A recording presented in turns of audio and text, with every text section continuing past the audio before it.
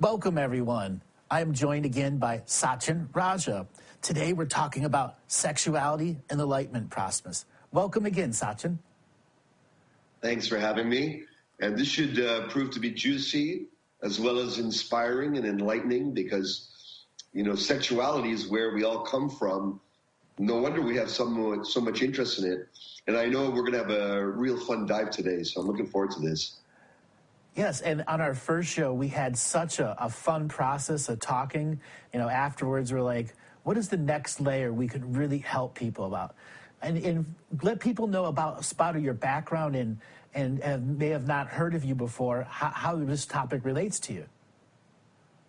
I lead an organization called Warrior Sage Trainings, and my wife Suzanne and I, especially in relationship to this topic, sexuality, we've been in a relationship for 30 years now.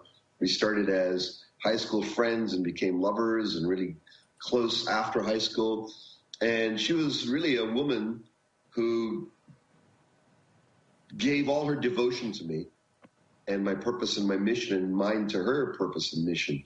And we've gone through all types of experiences as any couple would go through, and we've learned through the years and have absorbed many different philosophies in the realm of sacred relationship, evolutionary relationship, or in India, as they call it, tantra, the ideal of a divine relationship. And we've learned from really our errors, the crap within our own selves. And we've also learned from the wisdom of really working at it for all these years. And so we've been giving seminars, trainings, coaching to celebrities, people of high influence, international CEOs. We've given trainings to tens of thousands of students in the realm of sacred sexuality and sacred relationship.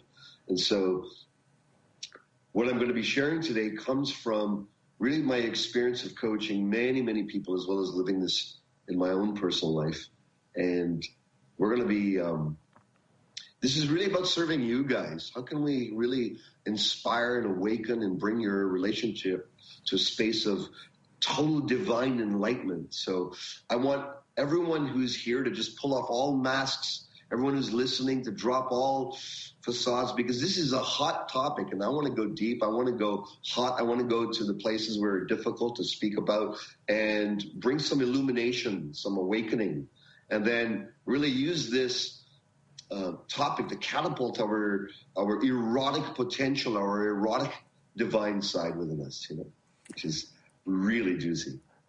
When we had our first interview, both you and I afterwards said, that's something special. And then when it went off to play and we had an opportunity to watch it while it was playing, we saw a unique way of constructing and seeing the construct.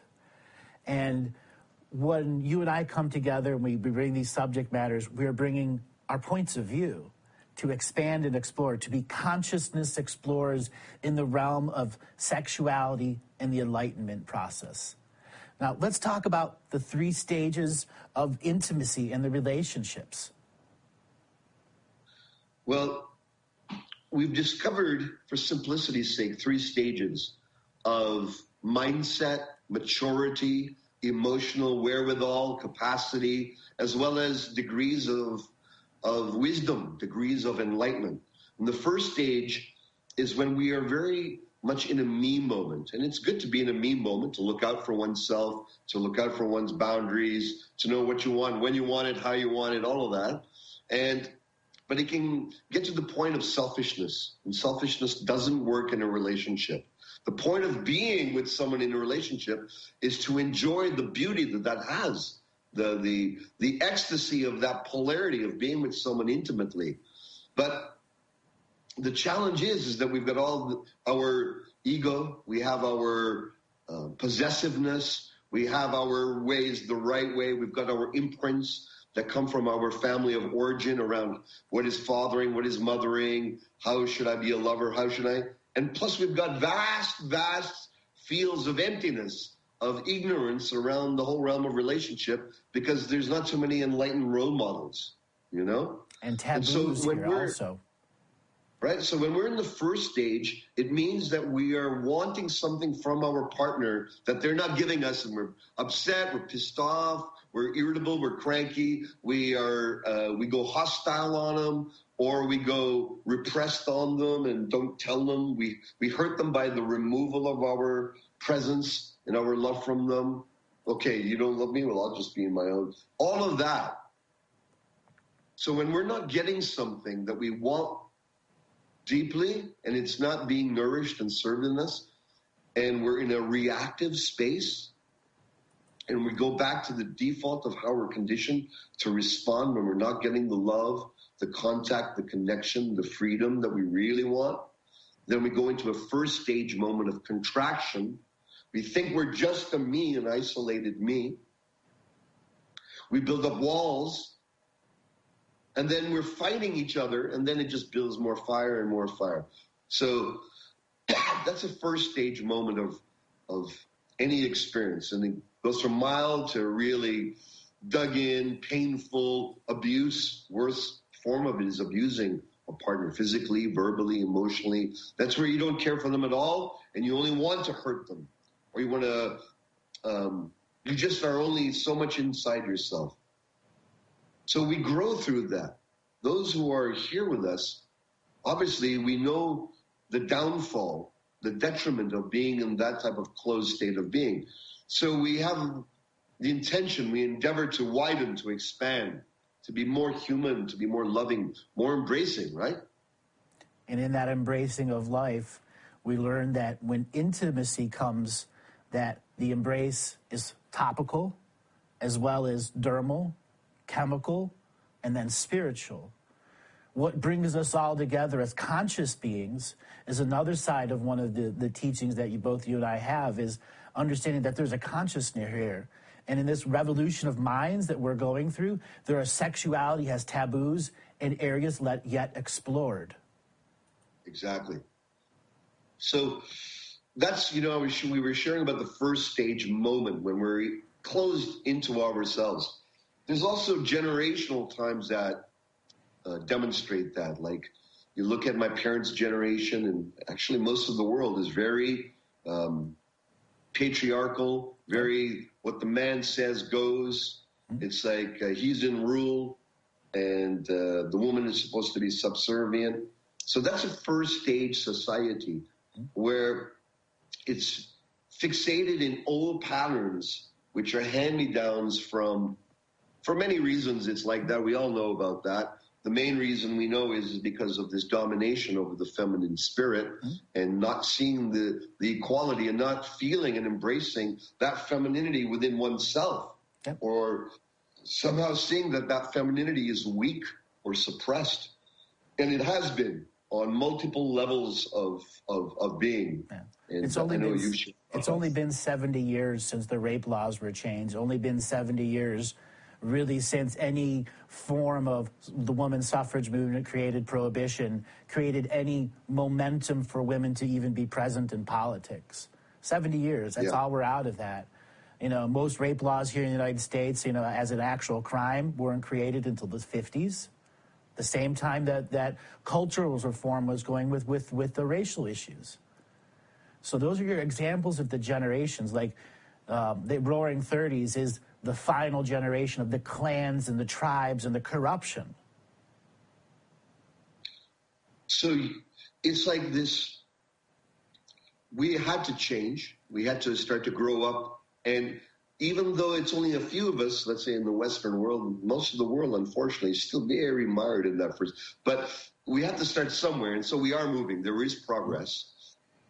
And that's where the second stage comes in. That's where it's like, okay, I want to hear your point of view, but I need you to respect my point of view. Both points of view are respectable. So you go from a culture of my way is right, might is right, to equanimity, fairness, my bank account, your bank account, in terms of a relationship. All sharing a common moral code. Whatever translation is, it's still a common moral code. Yeah. Exactly. And this is an evolution, a great step from this more archaic way of being. and society and way of relating with partners, where, you look at in the first stage, men were allowed to do certain things and were expected to be the adventurers and were in fixed roles, and women were only allowed to, if they were allowed to work, only very limited, be this or be that and don't venture out of that, So we've grown. The feminist movement was really about reclaiming this power of directionality, the power to choose my own direction, my own autonomy, my own choices, to pursue my own interest, not just what my husband or society or my family tells me to do, but to have my own freedom, my own joy to pursue, my own interests, my own business. Lord, believe it, that I could have my own work and I don't need you. No longer underneath your thumb. I'm no longer subject to just your rules. We can co-create them. So this is the pinnacle of the second stage, where women have reclaimed their power. They know who they are. They've grown much more healthy boundaries in the sense that they won't allow themselves to be pushed around. And many working women now are second stage masters, meaning they could probably do things much better than the men around them. They've learned how to do and be in a masculine-dominated, oriented world, which is about direction, attainment, goals, the achievement of goals, breaking from a prior constriction into a new freedom. That's the masculine bliss within us, to break free from some illusion, some restriction, some chains over us. And when we break through, it could be a basketball going through a hoop, it could be a ball passing, it could be a puck passing a line. There's exhilaration, right? There's like a break free. All this restriction, teams trying to keep you from getting to your end goal, and then you somehow make it through all the obstacles and through the end goal, and then it's like a male orgasm, like build up, and then yeah, because there's this long train of energy that it took to get there, that in its own way is us moving forward through time and allowing us as men to fully encompass that stream that at the end, like a fuse, fireworks. Exactly. So the second stage man would be, let's say as an example, would be one who realizes I don't want to be like my fathers or the previous generations of very stiff and rigid, non-emotional, emotionally vacant men. I want to get in touch with my emotions. I want to feel what's around me, grow my hair, listen to music, enjoy more feminine, enjoy not just going somewhere, but enjoying the grass and dancing and playing and drumming and community and communing with nature and all these good things about really what developing the feminine within one does. It helps to balance out the great imbalance that's been happening for thousands of years, and perhaps much longer from your experience. I would say millions of years, because we're still limited to just male and female here. And there are plenty of people who've had their own visionary experience of other places and other times where it just wasn't male and female. There are other options out there. And just as consciousness explorers, giving that a contemplation a couple times a year can greatly advance your way of just seeing another point of view. For we have been both sexes, and sometimes simultaneous. There are those things that do exist in this world. And what are they? Different avenues and areas for a consciousness to come in and have a specific experience through a body that's the instrument of reception. Yes. Okay? Exactly. And when two instruments of perception come together, they create a uniperception. That is the potential of an offspring. Yes. That's the beauty of procreation, yes. Look, this leads into what I'm going to be sharing about next. So you have the second stage, let's say, woman who's grown from being codependent to independent.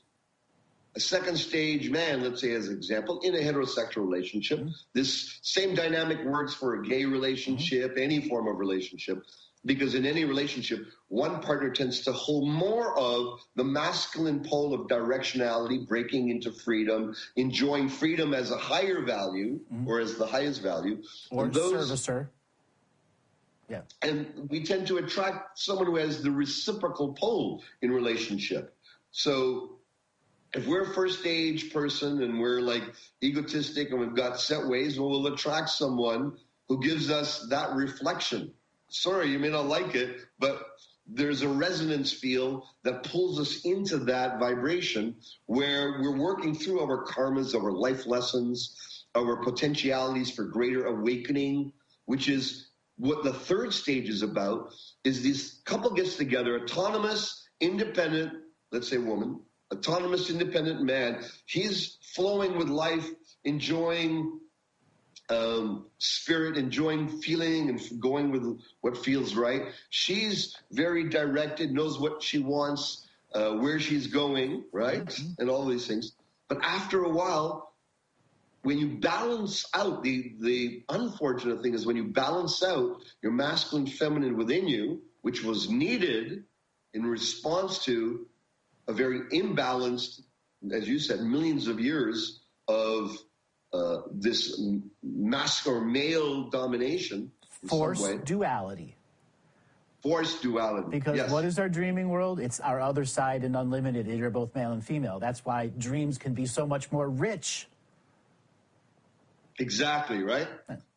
So when you're together for that long and you're neutral, let's say within much more, or balanced, the polarity, the juiciness, the sexiness, the rip the clothes apart, I love you, it starts to fade away, diminishes, because the arc of sexual attraction is now neutral.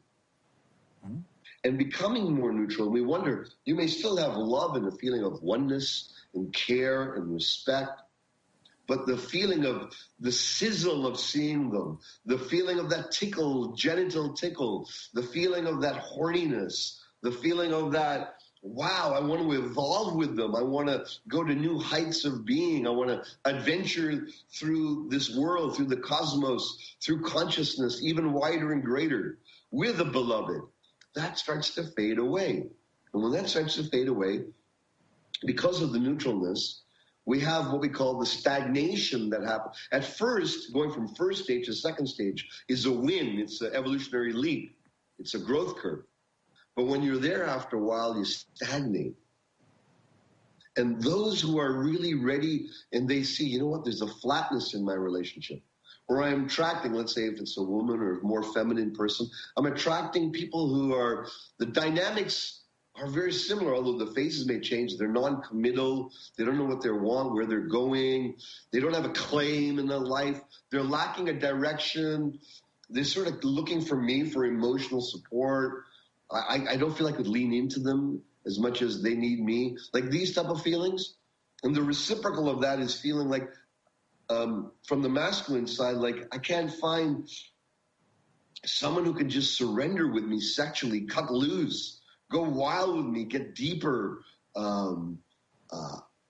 just make me feel more alive and more free. There's always some demand of me to do better or be somebody or it feels like just being around, I'm getting my balls cut off or that type of, right? Yeah. So that's, if you're in those spaces, that means it's not a problem. That means you've used up the evolutionary life force that was inherent in the second stage. You've used up that gas tank. It was great. It got filled when you went from ego, fully ego, 100% ego, to more sharing, caring, equality, 50-50 relationship, honoring, valuing. But now your soul's on fire, and it looks like your relationship is fizzling away or dying or already has died. And what I'm here to share is it's not a problem. This is your soul going, okay, if you still want to be in a relationship, you still want relationship, you still yearn for that, whether it's with self, whether it's with existence, the divine, the goddess, the God, or one in actual form, or two or three or a community, then this is the time to use this, to breathe in the suffering, to allow yourself to feel what sucks and what's shallow and what's numb and what's dead in relationship, and not walk away. Because when we do, if you walk away, more suffering. If you face it, then we're going to go into the third stage. For men, it's learning to be empathetic and to truly feel their environment. In a lot of feminine minds, it's innate. Now, because of forced duality, each life you got to choose male, female, male, female, male, female, and the dichotomies of the two through the generational changes, you get a mass amount of experience that directly influence our picker, who we're going to choose. And when we're reaching this end stage, like you're saying, when you've used up that gas tank, that's that life force that's put there, we have to reach into our co-creative selves and say, is my relationship singular, monocular, multidimensional, or have I not figured it out yet? And many people are in this doubt, haven't figured out stage. This is perfect, because what you're sharing is we have to ask this ourselves right now. Okay, what is my highest vision of relationship? Highest. What is my highest intent? Now, my wife and I, Suzanne, we did this years ago when we were studying with one of our great mentors, David Data, who gave us the groundwork, the foundation of these philosophies, which we implemented into our relationship, and it just flowered. But what was, on the outside, the sex was great, amazing. The romance was rekindled and went to a whole other level. But the trust in each other. Trust. Right? Empathetic trust. Psychic empathetic trust. Shared dreaming. That is something that everyone throughout hundreds of lifetimes, that's when they know they could connect to a person in a future lifetime. Because you could share dreams regularly. And not just from orgasmic overload, it's the totality of time that you spend together. Exactly. So in the first stage, you get together because of hormones, just being turned on, convenience, fear. There won't be anyone else except that person, right? Whatever, right? So it's done from fear, reaction, and imprinting. The second stage is done for the sake of independence, self-choice.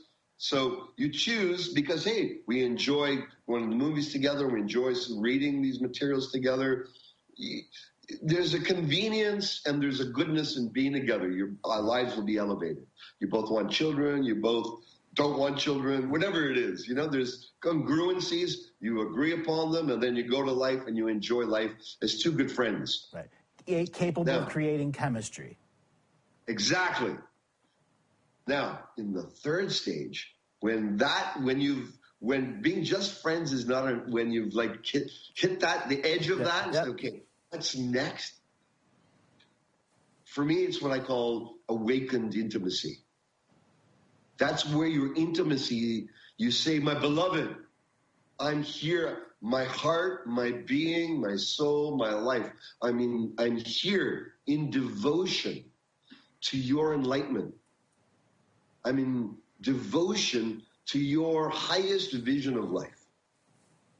I bring my forces of being, whatever my context, my knowledge, my inspiration, my hug, if you just need a hug, my lifting you up when you hit the ground, my yelling at you when I think you're off purpose and floundering, and my tears of celebration and my tears of sadness if I see you off track from your mission. I'm here to be a vessel of devotion. Now, it's a heart offering, a body offering, physical, mental, emotional, spiritual offering of yourself for your partner, because you see them as who not just brought together, but you are choosing them to grow with, to evolve with. Now, this doesn't work if it's only one way. Right. It has to be equal co-creation. Co-creation, co-creative offering of devotion. And then cyclical. Yeah. It's got to be repeated. You got to repeat it. That's the endurance of relationship.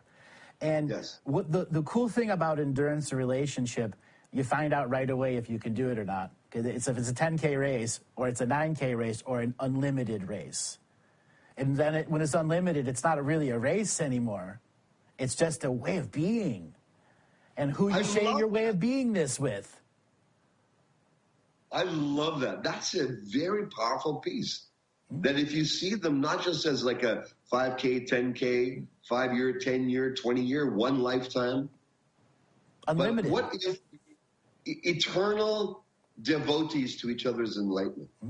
And I know that this exists because you see this throughout God-based histories, throughout all indigenous cultures. It has passed down.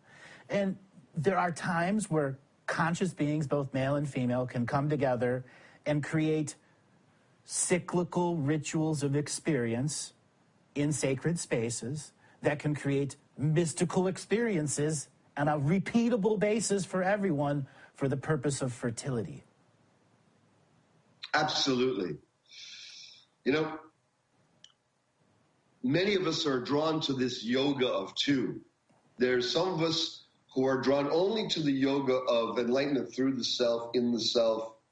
But there's some of us that just, no matter how much we try to let go of the idea of relationship, our heart, our being still yearns and pangs for it. In the philosophy of Tantra, or Tantra, different pronunciations, the idea is that you are creating this evolutionary, enlightening relationship where you're evoking each other's subtle energies, erotic energies.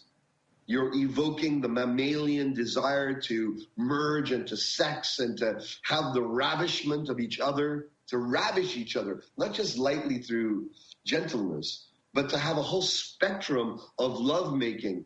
But as you said, in a way that opens our portals, that gives us more energy, that doesn't deplete us post-orgasm, but that magnifies our orgasmic energy and makes us become even more influential, more powerful, more peaceful in the world. Mastering charisma becomes very easy for both sides of the relationship when those mystical sexual shared experiences that go beyond the dream, beyond the physical chemistry of bonding, and no matter how far away, you can still sense and feel the empathy. Yes. And this is the key, the how-to. How do we go from first, second, and third stage? The how-to is empathy, is feeling, softening the front surface. Practically how I do this with Suzanne is I soften the front surface of my body before I meet her during the day.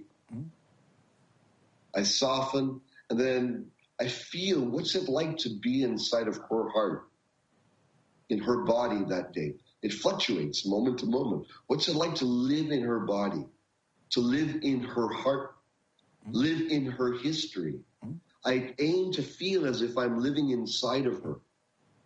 And that, it's a subtle type of cultivation. It's a tantric cultivation where I'm feeling with my subtle body, feeling within my lover's subtle body as if I'm looking out from their eyes, looking out, feeling the temperature of their body, the distribution of their tension, where it is. And wherever they are tight, they're not breathing fully, they have some constriction. My practice as a tantric is to feel that in my lover and expand. Let's say she's tight in the lungs, breathe my lungs deeper than she could breathe herself. And after a while, there's a synchronous breathing that happens because I'm already in her, breathing her deeper than she could breathe herself. Yeah. And through that wave, and that entrainment process of the co-consciousness is there. And that is an earned and learned trust process that you created through many years of relationship. The mechanics of what you're teaching is what does it take to endure that for 1 month, 1 year, so on. So when you start in it with the depth of infinity and both try, okay, you may come down to a limitation here though, but you're at least trying. You will come to a limitation. You have to start off what I've discovered is with a lofty intention to have enlightenment, to have co-creative bliss, co-creative bodily bliss, co-creative bodily, mental, emotional, spiritual bliss in your lovemaking, in how you support each other throughout the day. And if you're doing it right, you're going to fall on your face, especially when you're starting out. Especially when you're starting out, you're going to fall on your face because every time you come up against, she's acting in a way that reminds you of her mother-in-law or your father, or in some way that upsets you, pisses you off. All this loftiness of, I'm here to devote myself to your enlightenment, to your upliftment, to your well-being, mentally, emotionally, spiritually. That all gets you can't think of that in the moment. That's where training, that's where cultivation, that's where the discipline of the warrior comes in, and the love of the sage within ourselves comes in, where we say, listen, yes, I could go down the route of my own reactivity and live the way I'm used to living, which is whatever imprints I've got, whatever habits I've got. Or I can let go of my position for a moment, recalibrate myself, and open and soften the front surface and face my love again. So, I was really pissed off like a minute ago. I'm here to try this again. Let's try this again, beloved. Okay, what do you want me to understand? I have something I'm missing here. What do you want me to understand about you that I'm not getting? That is the most powerful way that I've discovered with my wife, is to just slow down, soften the front surface of the body, get in etheric, subtle body contact, feel them. Could be over the phone. Feel as if you're living them. Yeah. And then say, what do I need to understand about you that I'm not getting? What do I need to understand even more? Tell me what do you want me to understand about yourself that I need to really get? And that portal opens the door to the third stage in times of crisis and challenge.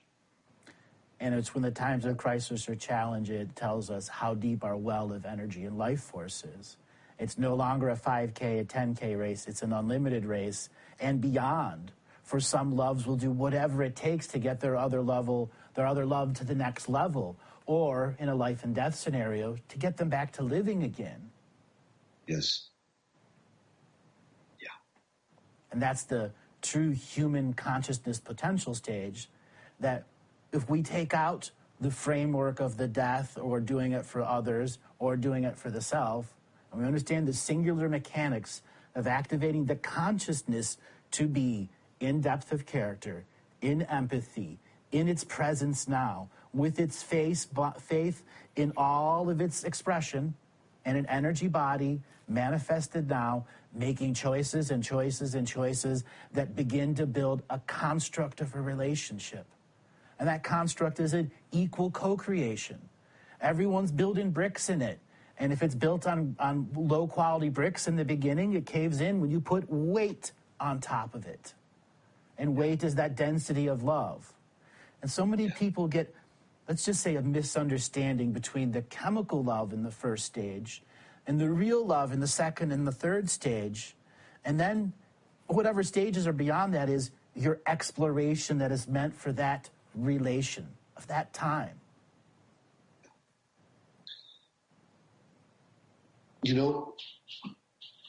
In this third stage ideal of co-creation, co-evolution, yearning and aiming and uplifting your partner and receiving that as well from them, the light and the shadow, and saying, I love you no matter what, and we're going to grow through this together. And in times of positivity and beauty, and there is no stuff going on, using those juicy times to direct one's disciplines into what is our mission together. Who are we here to serve? How can we serve the world? How can we serve the galaxy? How can we serve God, the divine, the goddess, the earth? How can we serve humanity? Even greater with our combined joy, our combined power of love, our combined co-creative empathy, our co-creative joy, and our resources brought together. You're really good at directing and accounting and making sure crossing all the T's and dotting the I's. You're really good at the creative and making art and speaking to people and all. Let's not me have to learn all of the things that you're really good at, and vice versa, and let's combine and create something even more magnificent than just us as individuals. This is the pinnacle of the third stage, is where it's great as individuals coming together now as one. And you say to yourself, what if we were one? What if we live as if we are one? And that when you're hurt, you're angry, that your feminine is actually like, the way I look at Suzanne, I see my heart as a masculine and feminine sides within them. I feel my feminine side is actually her. Mm-hmm. Her. Completing your yin and your yang. Suzanne's actually inside of me. Mm-hmm. So guess what happens to my empathy? It goes way up. Mm-hmm. I don't think it is, this is my feminine. My feminine is my beloved. And she sees her masculine as me. So part of me is in her. Mm-hmm. Part of her is in me, like a yin-yang symbol. It's not absolute. The essence of each one is in the other. And that is the co-creation of a consciousness that's in co-lucidity, where you're able to have separate dream worlds and simultaneous dream worlds, manifest, unmanifest, seen, unseen. It's the unlimited potential between the two of you that has children that are another consciousness that has come into your co-lucid construct, which grows and grows and grows. I would have a totally different destiny if I wasn't with Suzanne for 30 years. It's all that you just shared, brother, is I've been blessed to enjoy firsthand and, in my life. Mm-hmm. And I have to say that it's a boon. It's a gift. It's like the goddess is the doorway to a higher freedom than just going around and having sex with 100 women without too much emotional connection, or just in a using type of way, or just to get my own sexual needs fulfilled. That's fine. I don't want to judge people if as long as they're not doing harm to other people. But there's the power of freedom which comes through commitment, which can't be, you can't even know that or realize it. You can maybe scoff or joke at it, but you can only realize it when you're in deep in it and you realize there's a divine dimension of freedom in knowing that you can let total your walls down with someone that you have created such enduring, long-lasting trust, where you can fall apart. You don't have to be the hero and display heroics. You can become all of it, the dark and the light. And it's someone that you can also express and unveil the fullest expression of your multi-dimensional divinity. Who can you do that with? It's hard to do that with everyone. Some people may think you're weird and crazy if you show up to work as God. Which has happened many times. God, Jesus, all his other cousins and aunties.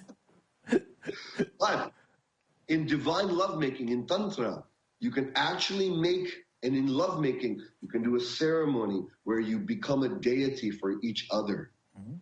And service. You treat each other as a magnified deity of what deities to you represent the highest, and you become those. Yes. So envisioning that as a co-lucid construct, okay? Yes. Meaning your dream worlds are a part of it. So your unseen world is filling in all the paperwork to make sure that reality manifestation is mystical. So all you have to do is empathize enough so the mystical is beyond the chemical flow. This is where lovers share superluminal thinking, telepathy, yes, and beyond. Shall we take... shall we do a co-creative sure, experience to people in for a few moments, and sure, then we'll leave them with that for a few minutes, and okay, then come back. All right. So let's have everyone take a few deep breaths with open, spacious hearts and the willingness to dive in with openness and with some fun here. And close your eyes, and whether your lover is there in front of you, beside you, a future lover, a potential lover, or one already in your life, bring them in front of you. Call them into your heart space.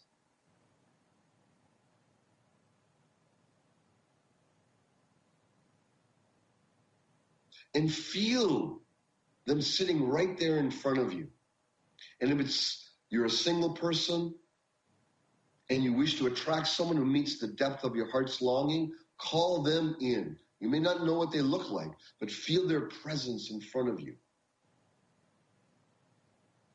Those of you who have a lover, no matter what state of relationship, whether it's mild, medium, or wild, bring them in front of you, even if it's stressed.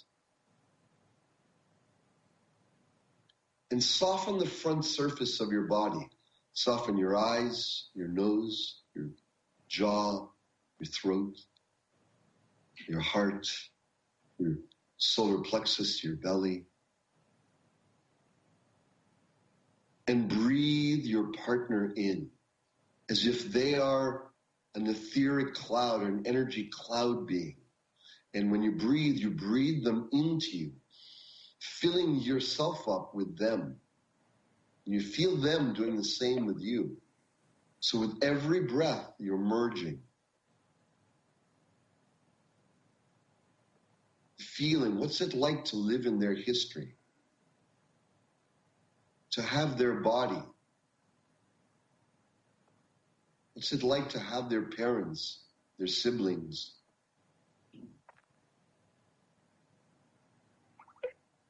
Cultivating this empathic feeling dimension, like a Tai Chi master would feel out from the center of their being, the aura around them, or a sailor would feel, or a musician feels the audience, or a dancer feels the space around them and the energy in their body.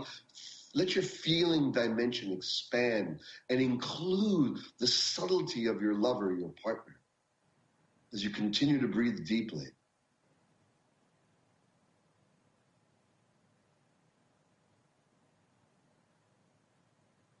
And see the parts in them that perhaps you have tension with. If it's a lover that you have not yet met, perhaps see within them any potential troubles that may come, that you're scared of again, that they walk out on you, that they're shallow, that they possess some character trait that you don't like. Feel the resistance of that. Yet rather than turn away, feel the resistance in them. What goes on in them when they're portraying that energy? And in your body, in your spirit, in your energy field, expand that area so it opens in you and them simultaneously. So you are breathing their darkness and breathing their contracture wider than they could breathe themselves, because they're in it. And do this until you're totally free. And that you fill the whole room with who you are. And let your heart body shine. Let your heart shine like a brilliant light through your body outward in all directions.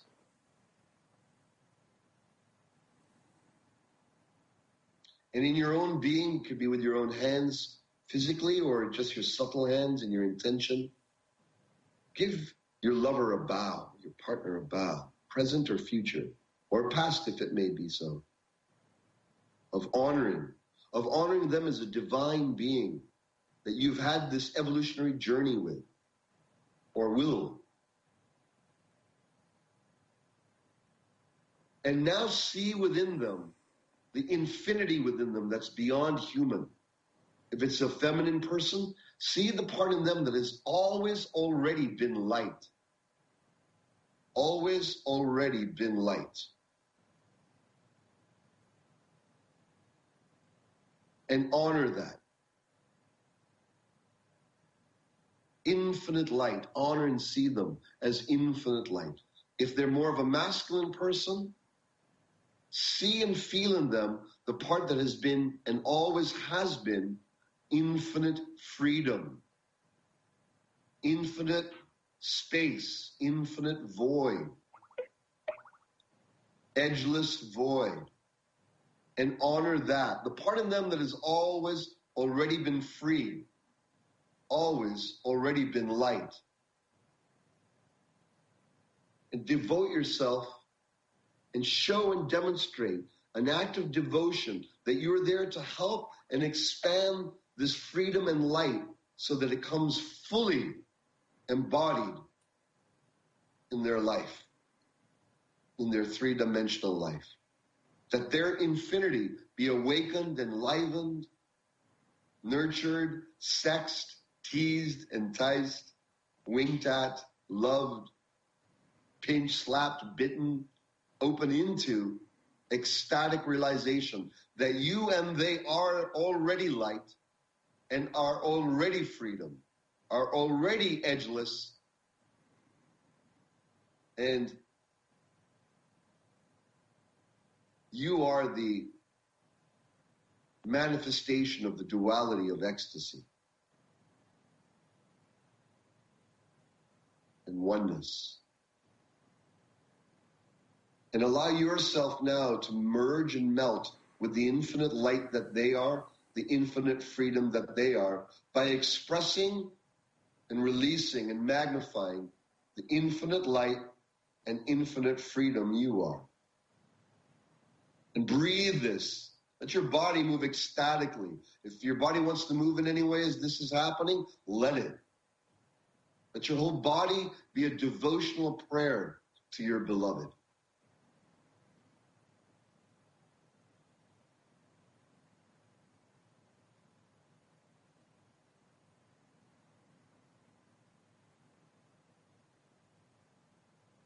And rejoice and celebrate.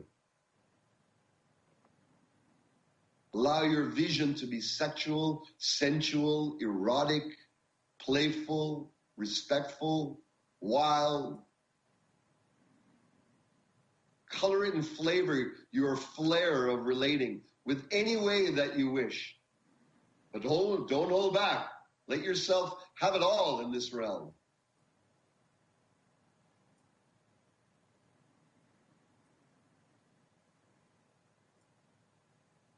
You're fertilizing right now the womb of your relationship with this energy, with this intention.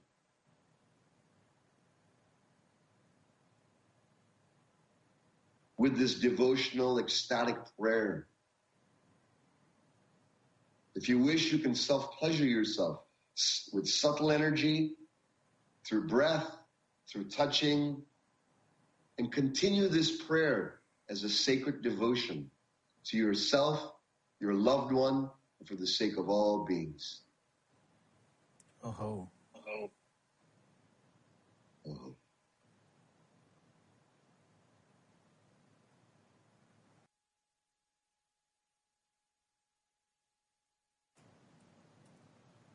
Let's talk about creating passionate, bonded relationships. With the meditation process and the learning that we've just gone through, now we can get to some of the true fundamentals. Whew. Passion. How do we create passion? Well, passion is when there's a strong arc of polarity or energy or spark or fuel between two strong poles. That's why a plug has, two strong poles. So your battery to start the car is two strong poles. If the battery is weak, there's not enough juice to create the spark, same as in a relationship. So you're going to have a very strong masculine spark and a very strong feminine spark to create passion. Now, I never said male, male, male, female, female. I didn't say any type of thing. These are energies that are within all of us. All sexual styles, all sexual preferences, all sexual orientations. So when I'm talking about masculine and feminine, I'm saying masculine within us is the part of us that's identified with the void, emptiness, the witness, or the pure consciousness that is aware of the changing, ever-changing reality. And this consciousness is the same that was there when you were young, this age, past life, next life. It's the infinite self, if you will. And it's unchanging, ever unchanging. Yet the feminine side is that which is always changing, always. It's the realm of the temporal existence, matter, energy, space, time, all the laws that govern all of that. We're down to earth, it's all the senses, taste, touch, smell, textures. Those were more feminine identified by birth, by natural birth. And I'm sure you'll share about how that happens. Those who become identified more so with more of the feminine side. Let's say my wife, who is 70% feminine by birth, by natural inclination, by intention. For her, she can see the spectrum of colors and identify them, whereas for me, I would say, oh, that's green or gray. She's like, well, that's not gray, it's this, and this. She can display the subtlety and she can move things around in a space and beautify a space with flowers and ornaments and decorations and saris and clothing and just her artistry in beautification, her artistry in connection. She can warm up people like in moments, that flow of love and connection, right? This is the feminine.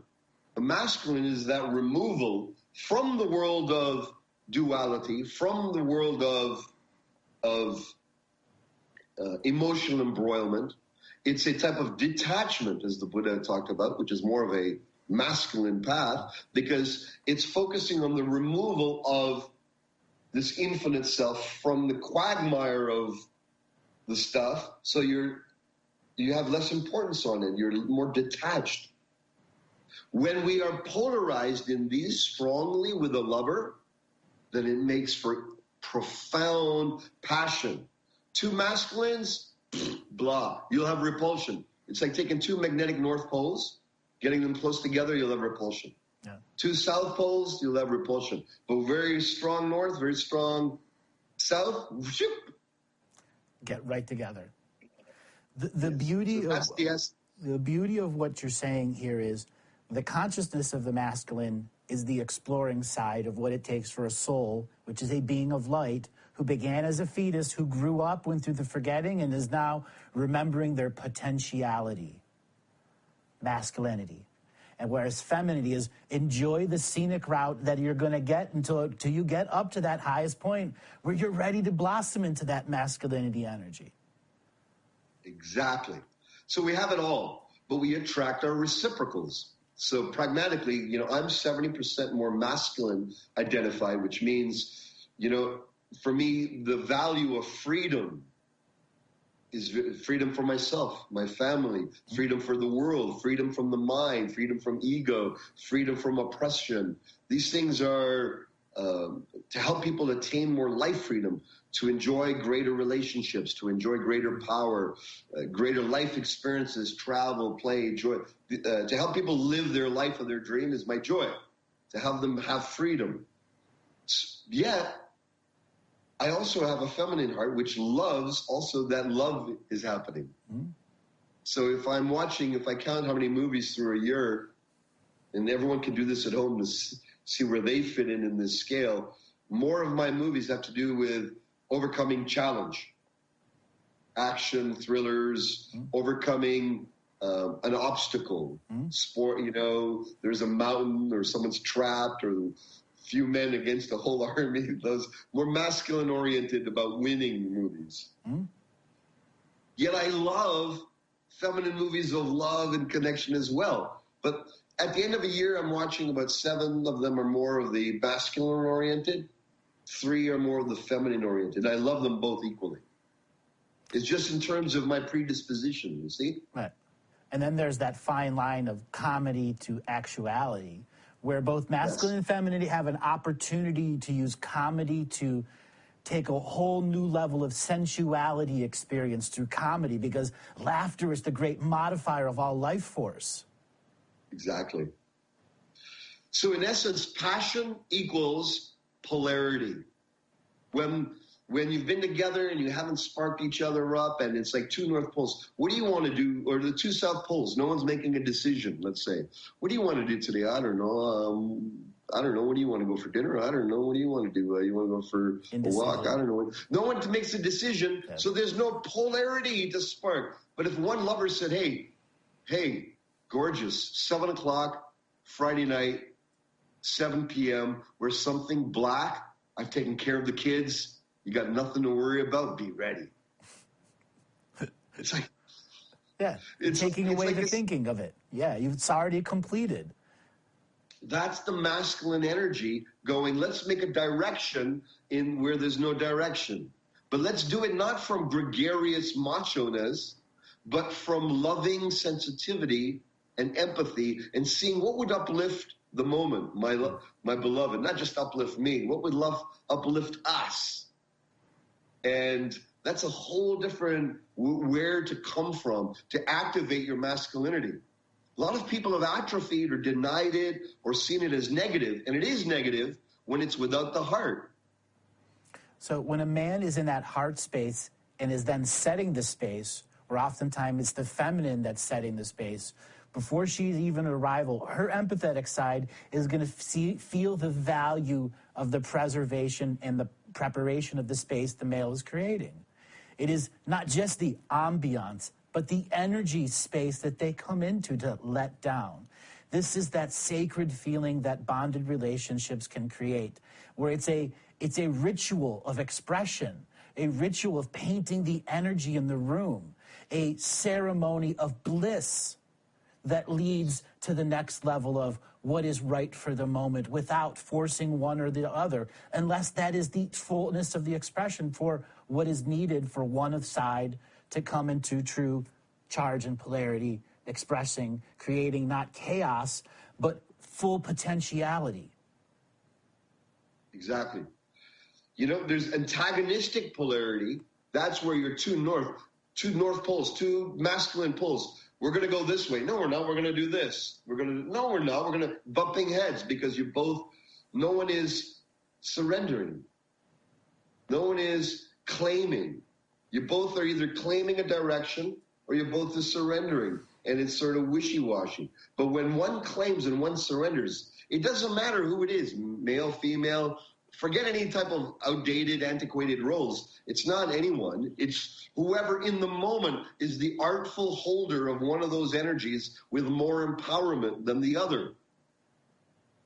So, shall we dive deeper into the polarization? Yes. How to create it? The law of attraction and repulsion is subtly at play here in everyone's mind that is going, what is in this game seen and unseen here?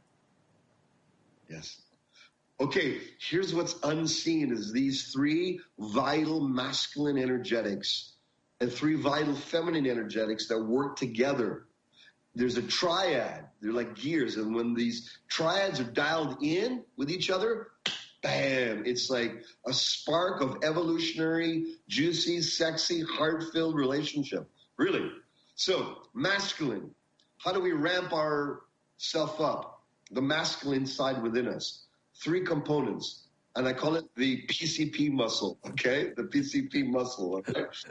Presence, claim, and penetration.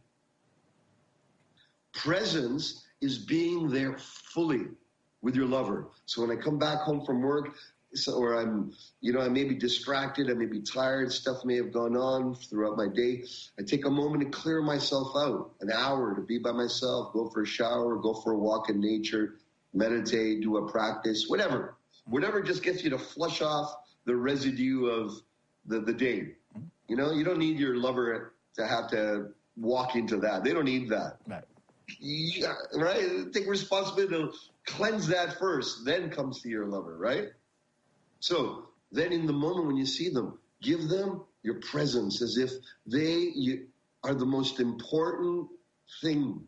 You've made your space sacred so that when they're ready to make their space sacred, the two bubbles of reality are in their own essence a one singular sacred space of co-creation. a lot of women share with me, they say that they find men who are present so sexy because they're used to like all types of distraction around them, right? But when someone is right there and the whole room dissolves for them. Yeah. So presence is this, you know, martial artists have to cultivate it. Your presence, I mean, you go across millennia and lifetimes into the reality. So you're like presence in an omnipresent way. But that type of presence is what women find sexy, other men find trustable. Someone who's not present, who's shifty, biting their nails, a little skittish. You can't trust them in a transaction. The process you were talking about when women are getting attracted to a presence man, it is because their brain and their spinal column and their craniosacral pulse, all of that does them is being illuminated by the man's third eye that's connecting. And so many women just see the eyes, what the eyes are processing, the body language, but aren't seeing the center of the third eye with the focus and the voice and the, not practice behind it, but presence of voice and space within that. Yeah. Presence is one part of the PCP muscle. The next part that's very sexy and evokes passion in your partner is claim. What do you stand for? Who are you? What won't you stand for? You know, what is your mission, your purpose? Who do you love? And claim when you have a lover and it's like, beloved, I'm with you. I'm behind you. I'm beside you. I'm in front of you. We're going that way together. Yeah. It's very sexy. But if it's like, I don't know, there's no claim. If you don't have a mission, a purpose, you feel that you're out of source with what you're meant to do in the world, you're lacking claim, and that's going to show up in your relationship. Because then your partner has to take that part up and become the claim where you're not becoming that. What you've rescinded, they got to pick up. And if you wonder why they're heavy-handed, directive, demanding, it's because you're not doing that of yourself. What I call this stage is precognitive empathy. Both sides have access to their psychic skills to know what will be wrong at an empathetic level in a cyclical repetition basis. Because we are repetition-based beings, sometimes repetition with no illumination, and that's what the other side sees. Hey, we're positive, positive, negative, positive, positive. Something happens there, and there's a repeating process in the waveform that's your light that is not earning and learning something new. Once we have that claim, and we say, okay, when you start today, I claim something today. I claim I'm going to take my wife out tonight. Start there, and I've surprised her. I haven't done it in months. Blah, blah, blah. I'm going to do it tonight. I'm going to give her I've never surprised my wife in weeks, months, maybe years. Here, I claim that. So presence, claim, stand for something, act, right? Be for something. Even if I'm going to find my purpose, that's it. I'm done. I'm done of just floundering. I'm going to go out into the world. I'm going to read books. I'm going to meet teachers. I'm going to get guidance. I'm going to come to learn. I'm going to do whatever I need to do to seek the understanding, to know what my direction is, to hone myself. That's claim. And it's honorable. It's noble. And don't let anyone take you off your claim in life. It's our heroic journey. Okay? So presence, claim, and the last part of the masculine triad or power pack is penetration. Entering the world, going from the void and bringing your legacy, your actions into the world. Subtly, etherically, it's feeling as if you are already at the end of your goal. You have penetrated your goal. You're not seeking the goal. You are living as if the goal is already here. You're not trying to get in someone's pants or your wife's pants or someone's pants. You're not pushing in that type of gregarious first stage energy. It's like I'm already in her. Mm-hmm. As a life it's the path, penetration. As a life path and process that is beyond the 5K, 10K race, is already at the unlimited expression. Yes. Something special in that unlimited process when both are working on it, such as you and your wife and those that have attain the spiritual maturity that it takes to maintain that relationship. Cyclical shedding of the old self is much a part of the first and the second. At these more advanced stages, it's the inner things, at the most finite layers, that advanced relationships want to resolve, which then opens up new forms of specialized communication between the two, whether it's the telepathy post-sexual that lasts for many weeks, months, or years, which has been recorded throughout many religious histories, that is what happens when you have somebody that has gone through these healing processes. They become self-illuminated masters of each other. Yes. In divine co-creation, with an expression that brings sacred energy, teaching to others, like the whirling dervish energy, going forward and forward and forward. Each step you take, you're amplifying 1,000,000-fold your expression, your ability to transform light around you. This is the beauty of this type of capacity that we have right now within us, not in the future. We just have to envision, visualize, bring it forth, have that stirring in our soul that we wish to live that way. And then the universe must respond, because it's responding to the highest, the deepest of your yearnings. Yeah. And it's becoming that brings me to a signature frequency match for that experience. Yes. That brings me to what's the reciprocal of presence, claim, and penetration of the masculine side, the freedom side? Well, the reciprocal is flow, or the feminine side, which my wife calls the hot ice potion, all right? And that's ISE. And that stands for invitation. This is the feminine side. Invitation with your eyes, your heart, your body, your way of being. Invitation, allurement, enticement, and invitation.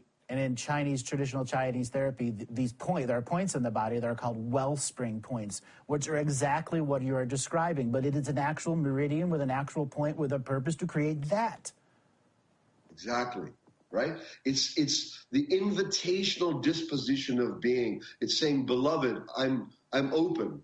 Now, what's beautiful is they work together. So invitation is the reciprocal of presence, PCP, presence, claim, penetration. The first part of that, so if you take a presence, right, its polarity is invitation. If you're not being inviting and you're like pushing people away, why would they want to be present with you? Right. They're going to be, I'm going to bring my presence to someone. But if you're inviting by your please come have a seat. Here's a glass of water, beloved. You know, a simple touch, a gaze, a feeling of not always demanding, but inviting them into your home, into your heart, into your soul. The feeling of inviting them in closer, inviting them out of the doingness of life and into the shelter of the soul, into the replenishment of the heart. This is like sacred invitation. It can go all the way into the allurement, into the bedroom, all the way into the ecstasy through tantric sex. That allurement goes deeper and deeper, that invitation. And that evokes deeper presence. When my wife is inviting me, I'm present. I'm not looking anywhere else. If I am, I'm stupid. Exactly. Then by the joy in me, I want to give her my presence. So they uplift. Then that's how you create passion. You uplift those poles on each other. So if one's a little sluggish, doesn't matter. The other one, kick it in. Bring more presence, bring more invitation. Energy mechanics on each other. You need a little tune up here. Got to tighten that down a little bit. Exactly. So if I'm noticing my wife is not invitational because she's stressed out, she's tired from work, she's this and this, right? I'll bring more presence. Not ask for more presence. I'll bring more, because that's what she needs to uplift her invitation. And now, claim has a reciprocal too. Mm-hmm. So this claim of, you are mine, we're going this way, you know, I stand for this. The reciprocal of that is surrender. Mm-hmm. And in surrender, much more stuff happens. Right? Surrender is, yes, take me as you wish. Do with me as you wish. It's like sexy, beautiful, romantic lovers talk. Obviously, there should be trust here, right? But it's like take me if you dare, Tiger, and it's like you're mine, beloved. It's that energy of surrender, but from a place of strength, not from a place of surrender. I've lost, but I'm surrendering my direction for you to have enjoyment with my direction. Now, that can switch at any moment, right? Like lovers play, and the way we coach our lovers to play is don't just one of you be the one who's in claim and the other one be the one who's in surrender. Change it up. One try it the other. One of you may be really stuck in a role of you're only the petite, genteel, surrendered one. And one may be the only one who's the commanding or the one who takes charge or the one who initiates. Well, shake it up, shake it up. If you haven't initiated in a while, then initiate 3 times a day for the next week. Surprise your lover in ways that they couldn't even imagine, even if you don't even feel it's natural. It shouldn't be natural. Yeah. Engaging the genius for that exact process. Exactly. This is a cultivation. You don't do it when you feel like it. It's like playing guitar. You're learning it, but when you first start, it hurts. It hurts to play. It doesn't. When I'm doing martial arts, it doesn't always feel good, but the result is amazing.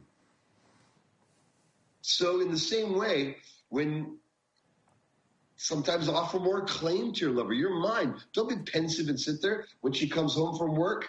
And she sits there, how you doing, honey? How's your day? So maybe put your arm around her, look her deep in the eyes, smack her with a big kiss, lips to lips. Not smack her that way. I mean, everyone get clear on that. It's love from your lips to lips, and let her know how important she is to you. And then go back to your thing, like what happened to him? What happened to her? Yeah. So these are invitations, surrender, and then the reciprocal. Oh, by the way, when you surrender more, the claim comes up over there. Yeah, gifts of love without strings attached. Yes, I love that. When you get into that essence of a gift of love without a string attached, I mean, you have no motive behind it, and you're doing it for love's sake. So presence, claim, penetration are the gifts of love, the masculine gifts of love. And invitation, surrender. And the last one, the reciprocal, there's of presence, claim, penetration. So we've got penetration. The reciprocal of that is expression. So the feminine part is expression, invitation, surrender, and expression. The biggest gift of love you can give your lover is the fullness of your undressed expression. Like, I love you. Or you pissed me off, but you stay heart connected. You don't injure your partner by the removal of your love. Go back into the first stages. Maintain love. You don't go back into the first stages. You don't go back into those moments where you can pull those strings of love. When you've reached the spiritual maturity to know that when you turn it on, it's on. And turning it off means you are playing with a string. And you cannot play that game with a beloved. That's a challenge of reaching spiritual maturity, to have relationships that are spiritually mature. Exactly. Now, creating the bonded relationships, that's where so many people, they look for coaching, literally, because where old patterns, their old imprints, keep coming up over and over again. We can't see them because this language of love, presence, claim, penetration, invitation, surrender, expression, this language of love, I believe it's already within us, but we've got many imprints laid over us which distort that, the artful play of those in a gamification way, in a way that's playful and erotic and sensual and intellectual, rather than manipulative, right, or the Game of Thrones. The Game of Thrones that both men and women are trying to play. I'm on the throne, service me. Okay, no, you're on the throne, I'll service you. And it's not that way. Exactly. when the feminine expresses, because many times the feminine is taught to suppress their expression, and they've had to, or to even survive through the years. Just 70 years ago, they couldn't vote. Now it's the time where the world sorely needs your voice of the feminine. All of us, ladies, men, we need the feminine voice to be expressed. It's not that we need to disengage or crush or make wrong of the masculine, because through this discussion, we realize it's the first stage masculine and the first stage feminine which have the destructive qualities, not inherent masculine or inherent feminine. It's just the first stage, the egoic, selfing, because it doesn't know any other way. That energy of it, yes, is harmful. And the second stage we neutralize. And in the third stage, we take those same energies, we flower them, we connect them, our third eye, our throat, our heart, all of our chakras, we connect, we invigorate. We recognize that we are divine beings and that we are awakening these bodies of being within each one of us, these celestial light bodies, these remembrances of the expansion of our inherent freedom. When we can do that with glimpse in our lovemaking day after day, and through little notes and little love notes and little ways evoke more presence, evoke a little bit more claim, evoke a little bit more penetration. And then when you see your partner doing that, then give them the reciprocal of more invitation, more surrender, more expression of your heart, your joy. When you're lovemaking, go a little wilder in your lovemaking sound. Let them know. A lot of masculine people don't know that the difference between as good or bad. They're scared to ask. Yeah. And so, but if you express joy, then we love it. And if you express dissatisfaction, then rather than tell us an hour, 2, 3, 5 hours later when we feel like we can't even do anything about it, if you express in the moment with connection in your heart from your feminine, how the voice of your emotions through sound, not necessarily through words, it could be through tears, it could be through laughter, it could be through a jiggle, it could be through dancing with a song. It's expression bodily, mentally, emotionally, which is your deepest gift, and we need it from you, especially you ladies now, especially those of you with feminine essence beings who are more feminine essence. Then this is the time where your feminine light is the solve, is the nurturance of reality right now. So bring it on. They are the fabric weavers of light here, transmuting lower density light into higher density light, because they have a womb this lifetime. And they do it internally, where men are the leading of that internal light. We are always light expressing and transmuting beings, but it's how we take the different qualities of light and we color our experience. What you were talking before about having these little things that help, you are coloring the experience. So when a life process is ended and there's a life review, there are all these free gift of energies of love there that attract the life path partner life review.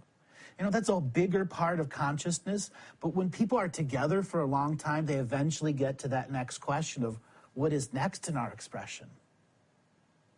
Exactly. This is something that we always need to ask ourselves.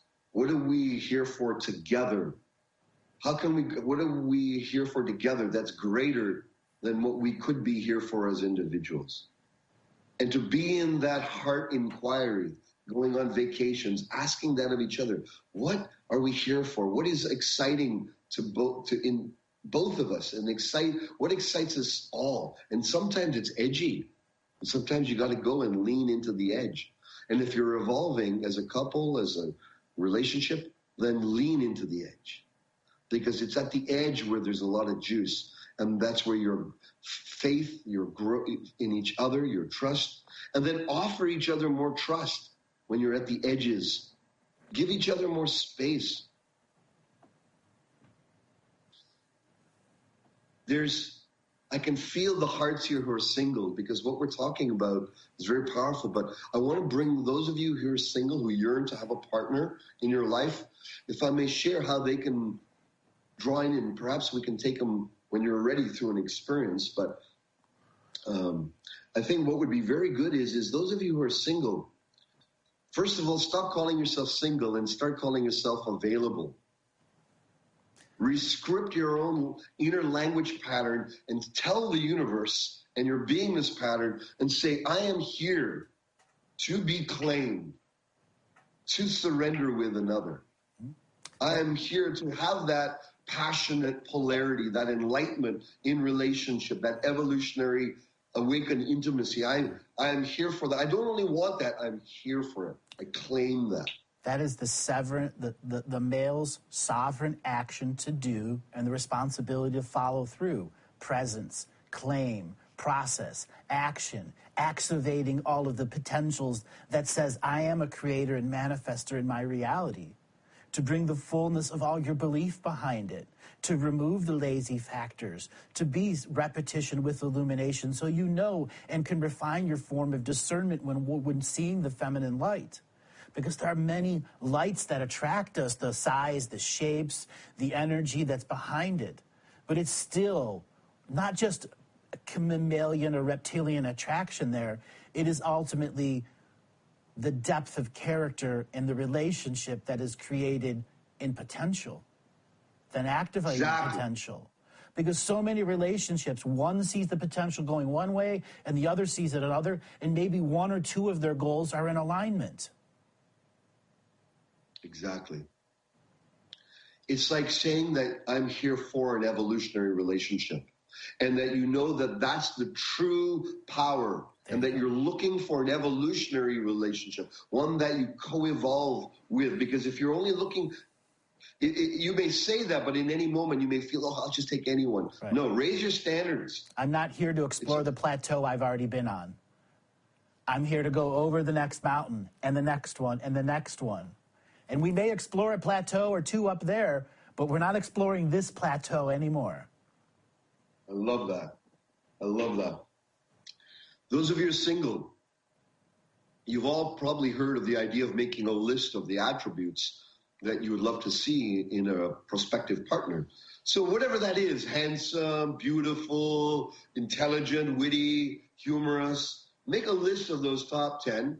It's very valid, and see them, visualize them. That's beautiful. But I'm going to give you a Warrior Sage challenge. This is more the edgy part. And that's, once you've seen, you've made a list, now write down, what would that person want?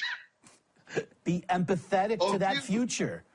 Engage that precognitive empathy that you can have to that partner who's there if you've already bonded with them in the future. What type of partner would they want with this person? So now you have this composite reality of the attributes. Feel into what's it like to live in their life? What's it like to live in their being? What's it like to live in their history? This person who has the attributes.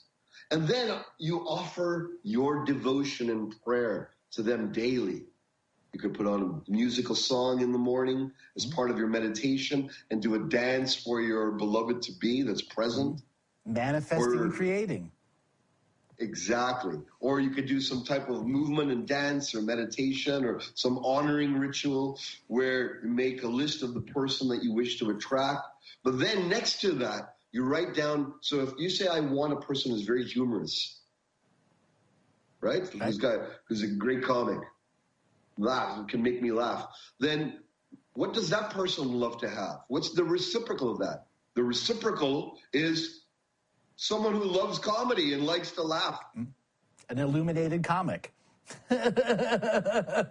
Because you imagine they're putting out this humor and you're just like looking very sour-faced. Yeah. That's not going to create polarity and passion. It's going to create repulsion and neutrality and eventually erode the relationship. So you need to create what is the passionate polarity, not the antagonistic polarity to the qualities. Okay, I want someone... give me a quality. What's a quality that someone would love to have in a partner? Thought leader. Okay, so a thought leader. So what would the reciprocal be? What would be the passionate someone who enjoys co-creative, listening, somebody who specializes in co-creation. There you go. Thought leader, co-creation. So you make a list of all of that. You make a list of what would that person want. So if it's humor, you make a list of that with it. And then you live into that. You express the parts of you that are like that without holding back. Mm-hmm. And you just watch how fast you're going to get prospectives knocking at your door. I do right this, in front of you. I do this, and I like to do it as a word salad where I start writing on the paper in circles. So I actually, when I'm going back to it, I have to go to unravel what I'm saying. And it's not hard to do it. Everyone's done it as a kid, write in circles, just keep turning the paper until you've created your spiraling, expanding point of view that says, I can think outside of the linear box here. Exactly. So many people don't give themselves that gift. This whole attraction factor is a subtle energetic field where we're actually dialing certain frequencies in our being of presence, claim, penetration, invitation, surrender, and expression to be able to be the center of the infinite void of reality, which then draws in a corresponding wavelength reality. That's the dynamic equation. Corresponding wavelength reality that we walk into has the reciprocal in the form that's desirable. Or if you're unconscious about this and you go back to sleep and you say, I'm happy with my reactivity, I'm okay with all of that stuff, then you're going to get the reciprocal of that. You'll get someone who's given up in relationships, someone who doesn't have the speed or the fortitude to commit or to go past the second or third date without, your flatness will be met by flatness. Your passion will be met by passion. And in passionate relationships, we are not embers of light. We are roaring fires. Each tending the fire, turning over the metaphorical coals, adding the next log on there, making sure the site is clean and prepared for each other's sacred energies.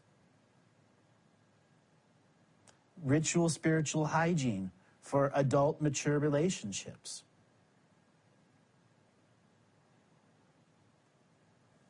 Powerful words that have so much subtle I amness behind them because we yearn for so much more from that.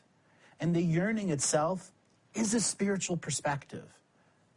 Every lifetime you've ever been, and there's countless numbers of them, you've done that exact process, or more advanced, or some mystery school in 3000 BC, or this group over there did it this way. Doesn't matter. It's still the same light mechanic of empathizing the future mate is a signature frequency match of that moment of light frequency in which it will be remembered long into the ancient future of the next being. We look for that when we see new people. Have I known that energy? We've all suddenly said that to ourselves before. Everyone commonly shares that little micro-mystical experience. And when you engage that micro-mystical experience in the people that you meet, you can find great wonders in both the masculine and the feminine that are out there that are ever in charge and polarity and opposition of each other. Shall we dive into an experience of this? Yes, let's really give them something that they can go away with. Okay, all right. So I'm going to ask everyone to really sort of cut loose here. All right, if you need to be private, go ahead and be private. If you want to bring your partner and lover and they're open to this type of understanding and play, then by all means bring them into this space. And bring them into this space regardless. So those of you who do have a partner, right now, just close your eyes and call your partner's soul and essence and their frequency, their beingness, into this space. And from your heart to their heart, as a tantric master, as a divine being with choice, as a warrior sage, as a galactic traveler, as a galactic lover, give them your highest honoring to initiate this temple practice of Tantra. Just imagine you're bowing to them. Do this. And let your hands come to a relaxation. And now feel which one feels more appropriate for you. If you would like to be more in the feminine disposition, then imagine you are in your highest lovemaking attire of some ancient exotic time with as much mystical flair as you'd like to bring, and dress in your highest feminine lovemaking attire. Lovemaking of the gods, of the goddesses. And see your lover there sitting, cross-legged, their spine open, and them in their highest lovemaking posture and stance and presence. And then sit on top of them in Yab-yum. The Tibetans call Yab-yum the sexual tantric posture or asana of where the woman is sitting on top of the man, his penis entering her vagina, vajra inside her yoni, which is the way they describe it as energetic fields. He has her arms embraced around her, chest to chest, and they are gazing either into each other's eyes, deeply as infinite souls, or they're embracing each other. If you wish to be in the masculine role, then imagine and feel yourself sitting with your legs crossed and your divine lover sitting on top of you. And you are entering them and you're embracing them fully. And both lovers now give each other an honoring and soften the front surface of your body and start breathing deeper and soften the whole front surface of your body so the distinction between where your body ends and where their body starts is starting to become more fuzzy, softer, less demarked, spacious. And start breathing your lover deeper than you could breathe yourself. What's it like to be in their body? To have them sitting on you or you sitting on them? Whatever disposition you're going to take. Let's start with the feminine. Those of you who are the feminine, you're sitting on your divine lover. You're in ecstasy and presence. The whole front surface of your body is soft and open. Your belly is relaxed. Draw in the power of invitation. Give your lover the look of inviting, alluring eyes, exotic eyes, timeless, mysterious, illuminated eyes.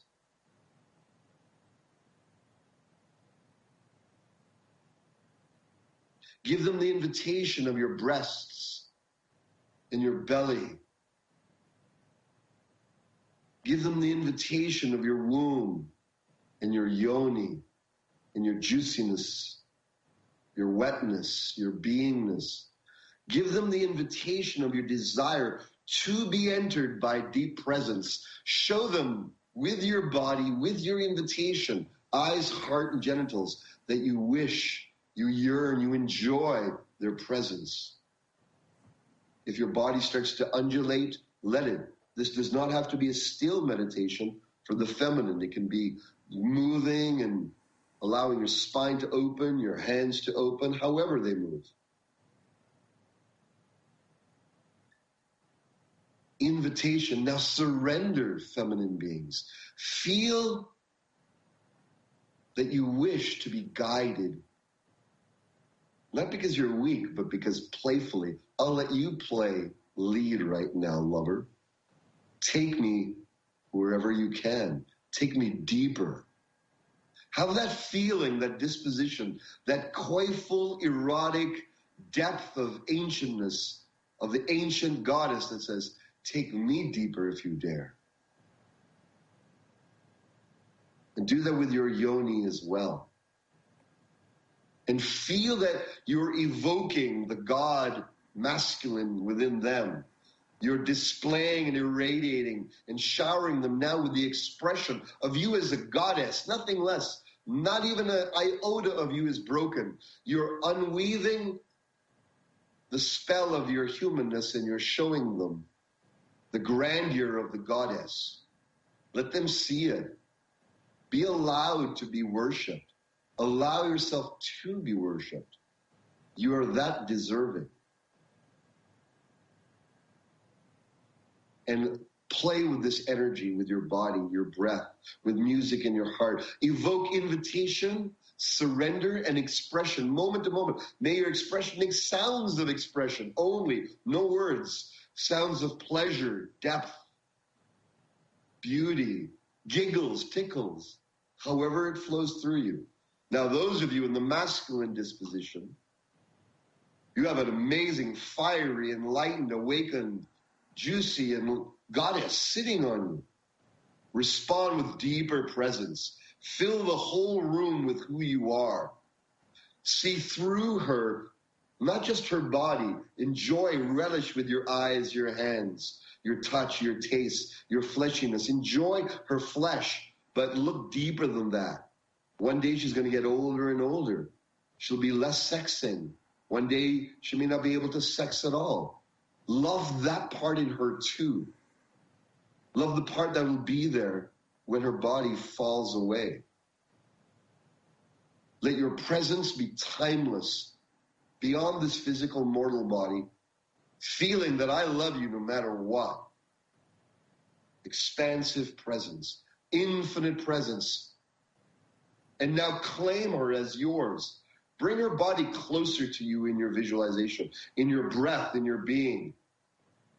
Feel the claim of who you are. You're mine. We are Shiva, Shakti.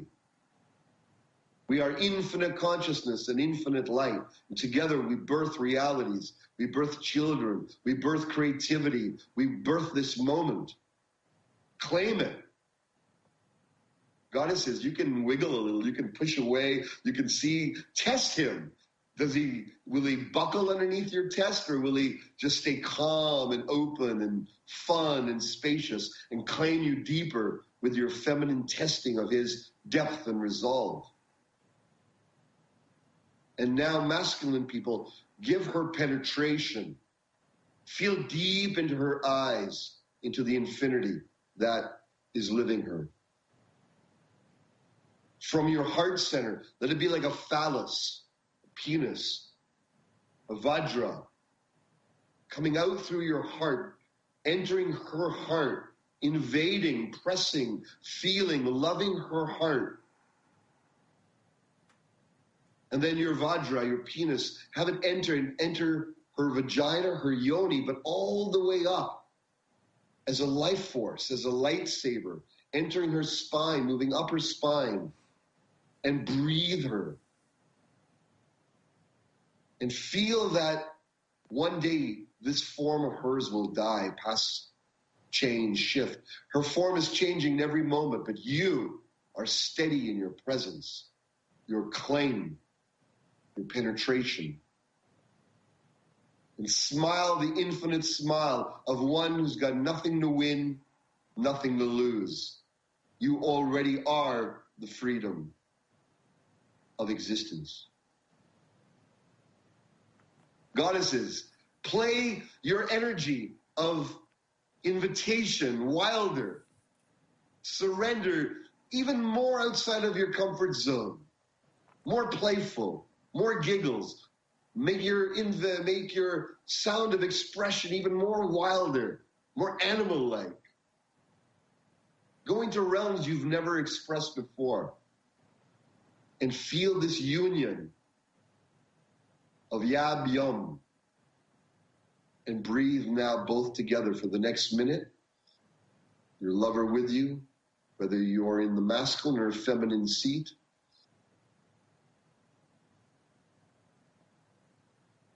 And offer now your joyous devotion to their enlightenment.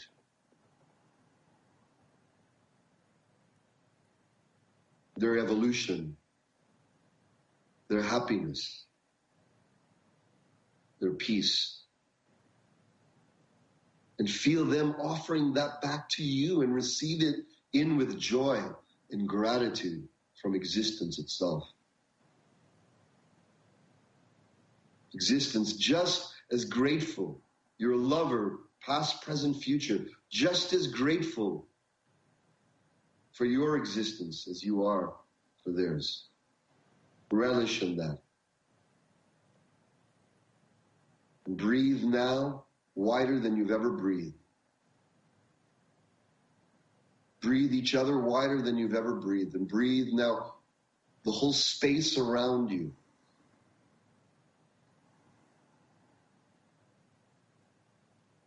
Let your heart open now infinitely in all directions. Feel all the people in the state, in the town, in the city, wherever, all around you, the province, the country, your whole country. Breathe in and let the love of your heart embrace and expand and include all of them. Every man, woman, child, every creature. And now breathe in this whole globe in the center of your whole being. And expand now the solar system, galaxy, universe, cosmos, multiverse, edgeless.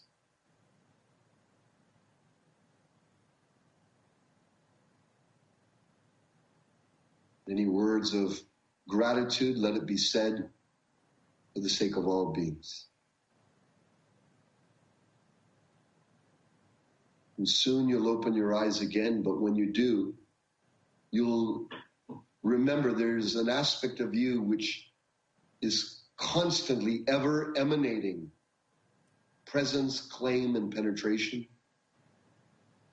invitation, surrender, and expression. And that these arts of love, arts of passion, are already within your divine dynamic. Know that to be so.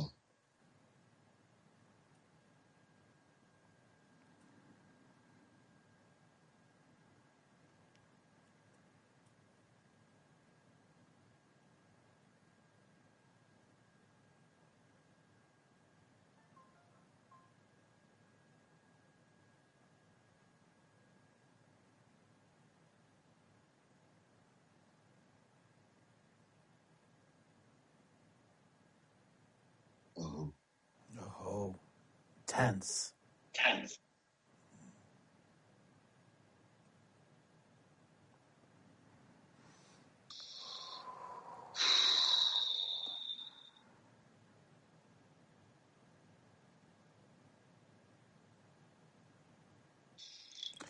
When you're working with this kind of higher and higher density energies, so much of what you're describing with the yoni and how we relate to the passionate lover, there is the feminine spirit that is this world.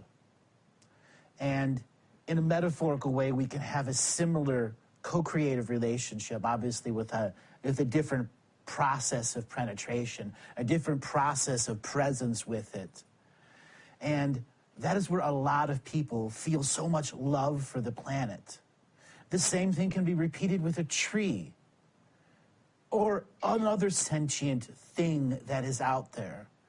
We must just see it no longer as a thing, but a sentient being that has many other practices of sensuality, sexuality, and enlightenment to the greater process of consciousness in itself.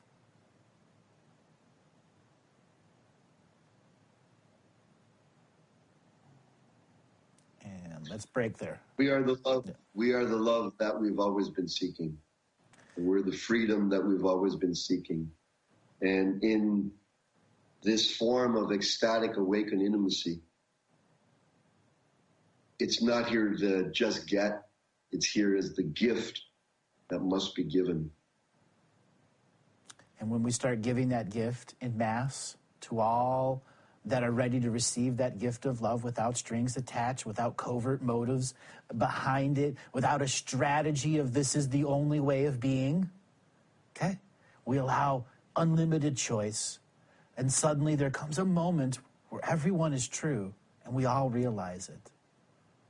And in all truthness, we get oneness. We're all sharing that everything is true. All forms of experience are true for that moment. Until we go up that next scale of awareness, just in the stages of relationships, we must see ourselves at the different scales that we work at.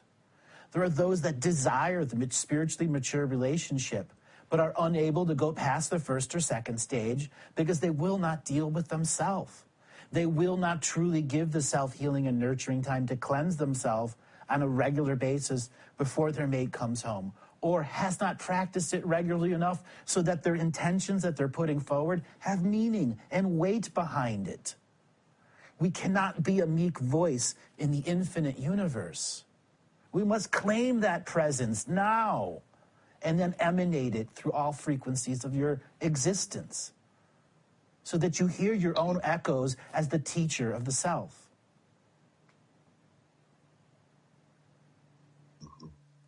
Poe?